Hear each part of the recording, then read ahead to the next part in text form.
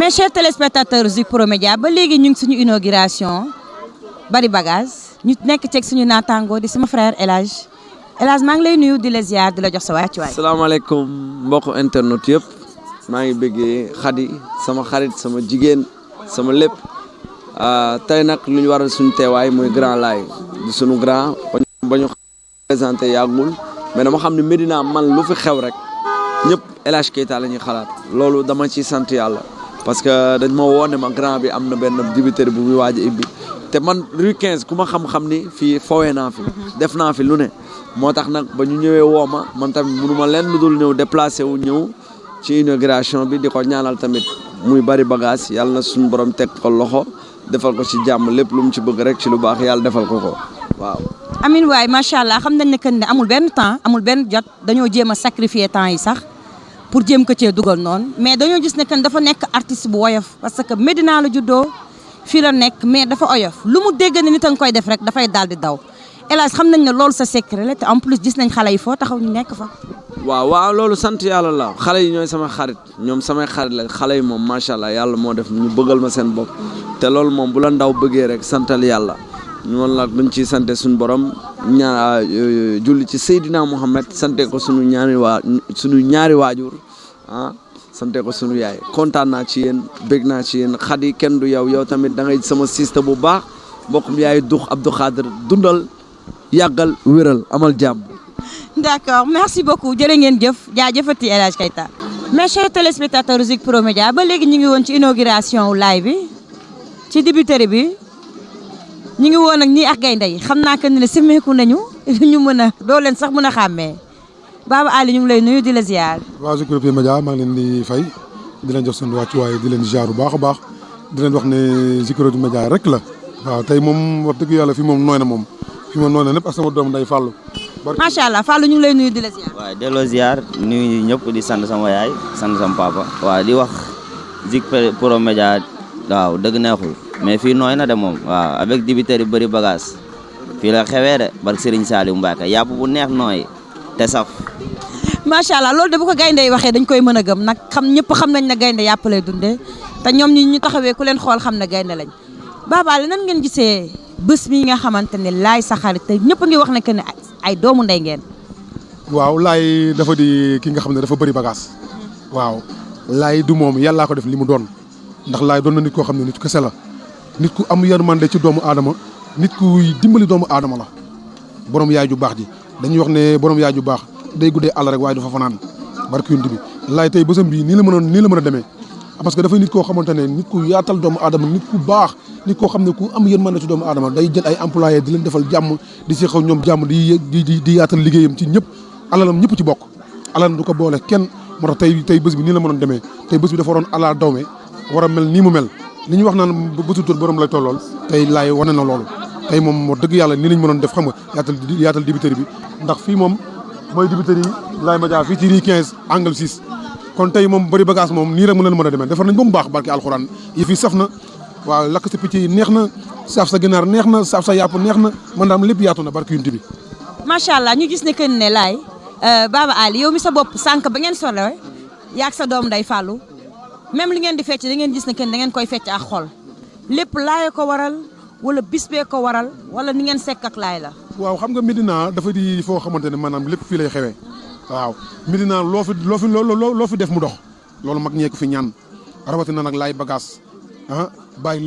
lépp ñëw ne taamu Médina ci rue 15 angle 6 ne moom xam nga tey fii la fas yéene sanc dibitëram bi muy dibitëri laay bagage wax dëgg yàlla tey moom franchement nii rek la mënoon demee mënu woon demee neneen nu dul nii parce que laayoo mel nii xam nga nit kii boo baaxee rek da ngay am lu baax te ñu baax ñëpp lay wuy si tey waa Zik Pro Média tey xam nañ ne laay xewle wax dëgg yàlla laay woo leen te bu ngeen ñëwee fii tey rëccoo leen ko waaw moo tax na tey ñu jël jaaj yi fas yéene inauguré suñu dibiteri bii nga xam ne gaynde bëgg moom yàpp lay dundee barki yunte moo tax tey lekk nañu yàpp ba folot barki alxuraan yoo joos maama yuuse macha allah Fallou loolu loo ci dolli. waaw tamit dëgg neexul fii moom wàcc na moom waaw mel na ni Dakar gu ñu roof waaw dëgg neexul fii wàcc na de barki yonte bi avec dibiteri yi bëri bagage xam boo déggee bëri bagage xam ne lépp a ngi fi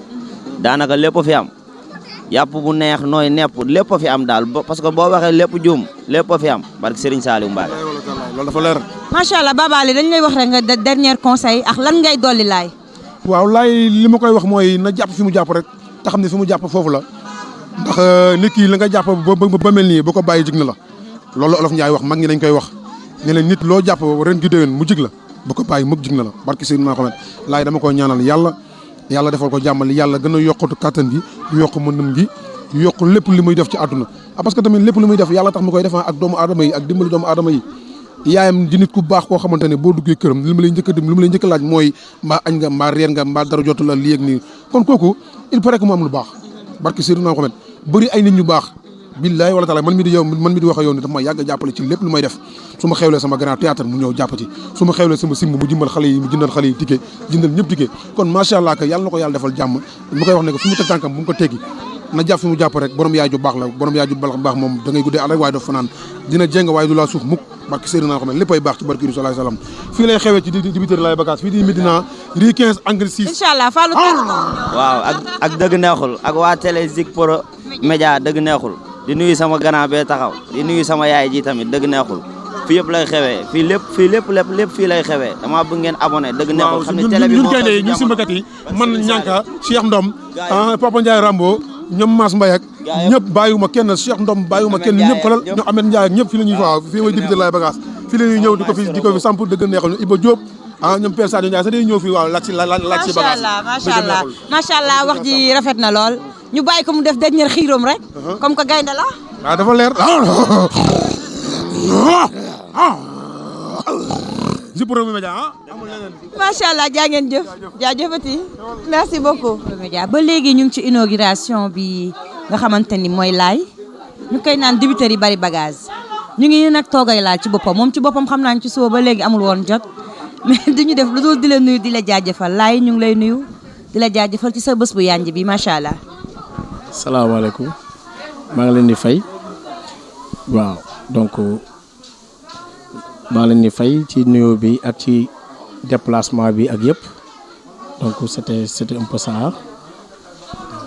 macha allah laay ñu ngi gis sa bés bu yànj bi nga xamante ne dibiteri bu bees la. nga daal di ko tëjji def ko inauguration bu mel nii est-ce que sa njott ñaawoon na ni que ni dina mel nii. waaw bon xam nga nag aussi dibiteri yi c'est la première fois ma dugg ci malgré aw ma ci expérience parce que maa ngi ci yeneen activité mais comme on dit toujours rek on est jeune chaque jour dañuy jéem a créer ay activités pour faire entreprendre aussi d'autres personnes donc c'est pourquoi aussi donc. Ça faisait partie de mes ambitions depuis finalement bi ma décidé rek ma ne xaar ma engagé ko donc yàlla def ma ñëw fii rue 15 aussi comme on dit angle 6 et puis xam nga nit ñi tamit gën ma dooleel mooy waa koñ bi parce que dañ ne nit moom surtout nit dëkkandoo daal mooy sa mbokk donc bi ma ñëwee fii gis naa ne koñ bi yaatal nañ ma sax moo tax ma gën a am fit quoi aussi. donc affaire bi c'est un peu comme ça. macha allah xam naa ci point yooyu dinañ ci dellu si waat mais là est-ce que mën nañ xam lan moo la poussé pour nga tijji dibiteri bi. bon comme man aussi je suis une personne boo xamante ne damay bëgg di def ay investissement di créer parce que je pense que ne yor naa yeneen entreprise bu dul dibiteri mais comme aussi dama yàgg fréquenter les milieux parce que showbiz bi aussi liggéey naa ci 10 ans jamonoy Sahel donc ça a perduré donc yàgg na jamonoy Sunrise Jazz aussi j'étais là-bas ay point bar pratiquement milieu yooyu sa amatul donc bi may dugg ci milieu aussi dama teel a sob rek ma dugg ci donc et puis ma nekk nit boo xam ne damay bëgg tamit di dajale nit ñi quoi donc aussi man loolu daf may dundal donc aussi c'est ça aussi. macha allah wax ji yànj na lool laay ñu gis ni que ne bi mooy sa première dibiteri mais est-ce que tu comptes ouvrir yeneen dibiteri encore wala comme yeneen entreprise yi nga ko waxee noonu nag sa xel mu ngi ci daal. bon waaw comme man bon dibiteri bi comme maa ngi door a commencer nii dibiteri bon dinaa ibbi yeneen dibiteri mais avant dibiteri bi aussi dama am yeneen projet parce que comme j'ai une agence de voyage pratiquement ci voyage laay gën a tourner. ak ci affaire transport aussi maa ngi ci tu comprends donc là ni présentement après dibiteri bi damay def ouverture auto école donc aussi maa ngi si démarche yooyu te bientôt aussi damay def inauguration boobu donc li may ibbi nii yëpp c'est pas pour moi parce que lépp lu ma ibbi man du ma fa toog donc damay ñëw ba nit ñi xam ma rek après man damay quitter foofu quoi parce que lépp lu ñuy ibbi parce que dëkk bi aussi métti na te liggéey amul donc lu ñuy ibbi c'est pour les autres peut-être kenn ki ngay jël sa di ko fay 1000 francs soo matul mën na nekk benn soutien de famille boo xamante ne 1000 francs boobu su ko dugalee si kër gi même bu mënul jënd ceeb sax dina mën a jënd omo pour ñu rax si ñaari bool donc idée bi loolu la quoi. macha allah chers téléspectateurs Zik Pro Média ba léegi maa ngi leen di fàttali ñu ngi suñu inauguration wu dibiteri bari bagage ba léegi ñoo ngi togg ak suñu naataangoo laay macha allah sa wax ji am na solo parce que dëkk bi liggéey amatu fi daal amul benn liggéey bu fi am te ni ngay def nii gëm naa ne que ni ne 100% du pour yow rien que pour jàppale nit ñi la.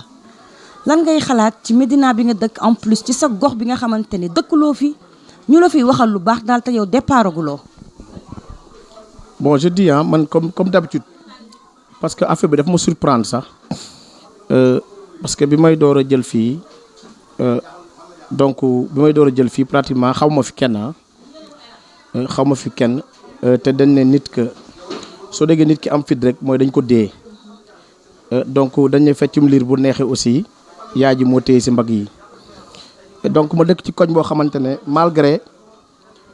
xam nga nit moom dañu am habitude rek di wax dëgg malgré minantewu mag waa koñ bi carrément mais ibil nañ ma seeni kanam xam nga tey su ma demee ba ay association comme association dimbalante xaw ma jàppalante association jàppalante suñ ñëwee ñoom sax ba toog am initiative naan ma nii nga tuddee dibiteri bi kon cela dit que ne ñoom it bàyyi nañ ci xel donc aussi jeunes yi aussi damay gis ne ñoom it dañuy ñëw di ma apporter seen soutien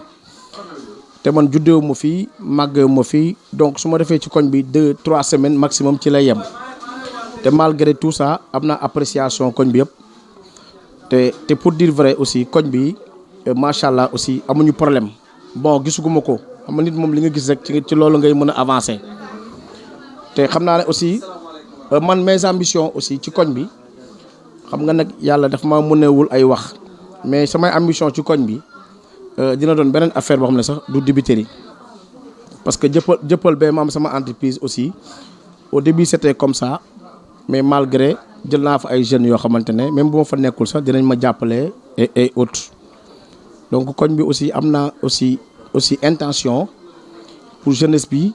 suñu bëggee aussi ñu liggéey on collabore ensemble ñu xam ne affaire bi du laay moo ko moom bon du laay moo ko moom parce que laay aussi bu doon moom kese la du dox et puis clientèle bi ñëw waa koñ bi ñoo leen di accueillir avant ñu ñëw ci man parce que suñ fi xamulee waa koñ bi la ñuy laaj donc te nit ki soo ko laajee mu am sawar di la indiquer rek da nga am fit pour yegg fi nga jëm donc dibiteri bi du pour man mais dama koy bàyyi ak waa koñ bi ñoom ñu def ko seen yëfu bopp waaw fii nag këru ñëpp la donc bu kenn am kersa ne yow ci kër gi nga bokk parce que man sax leen daf may déranger ñu jël benn affaire boo xam ne man maa ci nekk ñu ma koy féetale man damay bëgg kuy ñëw fii rek nga xam ne yow li ngay ñëw yow yaa ko moom du waajee di dem moo ko moom donc ñu jàppee ko suñu yëfu bopp ñun ñëpp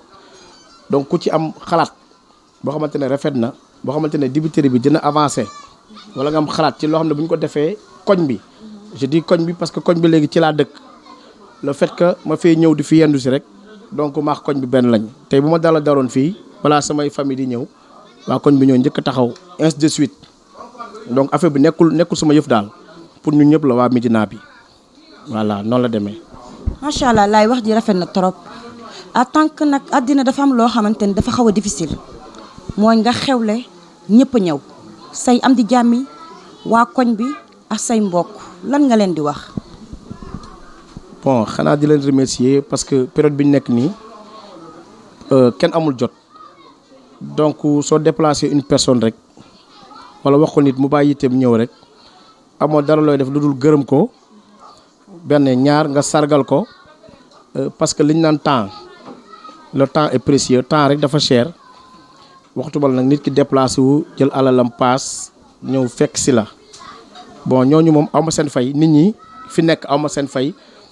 même ku jóge fu sori ak ku dëkk ci koñ bi ak ku dëkk ci buntu dibiteri bi ñoom ñoo yem parce que ku nekk am na loo waroon doxi woo ko donc juste nga ñëw fii rek pour jàpp ci inauguration bi pour mu dox donc dama leen remercier ñoom di leen gërëm aussi di leen sant mais lépp aussi waa koñ bi la waaw lépp ci waa koñ bi la aussi koñ bi moom suñ ma fi teeru woon benn teeru bi amaana du demee nii ba may am fit sa bay def yenn yi pour ñoom aussi waaw. jaajëf Laye kontaan nañ trop ñu lay laaj nag sa dernier mot nga tàggatoo ak waa naataangoo yi. bon peut-être sama dernier mot xanaa kay di leen remercier rek di remercier mag yi xam ne bu dee mag ñi moom soxluñ dara si ñoom lu dul seen ñaan waaw parce que mag moom li ñuy wax ne yàgg na ak yàlla te mag moom lu mu màgget am na loo xamante ne bu la ko ñaanalee rek ci xol bu sedd rek yàlla da siy def jàmm moo tax lépp daal comme ni may wax dama koy bàyyi ci waa koñ bi donc comme gars yi ñoom El Hadj Keita aussi bon moom it bon je m'excuse parce que moom it bi ñu xamantee yàggul donc à travers un de mes amis donc da ko woo rek mu déplacé wu donc man ça m'a impressionné pour vous dire vrai même j'ai parlé de lui sax fu bëri parce que léegi dañ tollu Sénégal période boo xamante xam ne naa la def naa ci showbiz bi 10 ans donc artistes yu mag yëpp bon su ma nee yu mag mooy les anciens quoi xamante nañ mais léegi nit ñi oyof bi artistes yi war a am donc dafa des ñoom ñëpp dañuy am benn popularité bi donc duñu xam nuñ koy gérer mais moom keroog dañ ko woo rek donc mu déplacé wu geste boobu dama koy saluer quoi donc di ñaanal waa koñ bi yëpp aussi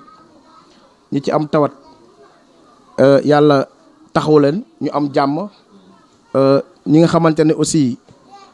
am nañ beneen mbëbët ñu ñaan yàlla rek yàlla def si jàmm yàlla def jàmm ci koñ bi xol yi doon benn ñu ànd ñu ñëpp nekk benn donc man dëkku Médina mais comme maa ngi Médina aussi activité bu Médina am dañ ciy mën a jàpp lu doomu Médina xewle aussi ñu mun ci jàpp donc loolu mooy kii bi ambition yi ak intention bi aussi. merci Laye jaajëfati kontaan nañ trop nag ci dibiteri bi nga xamante ni yaa ñëw ba suñu gox daal di ko tëj duñ def nag lu dul di la dalal di la naan bonne continuation yàlla nga ci dugg ak bismillahi rahmaani rahim te génn ceeg alhamdulilahi rabil alamin ba léegi ñu ngi ci seen émission Zik Pro Média ku ñu bëgg contacter nag da ngay jël suñu numéro yi 77 906 28 78 77 841 80 49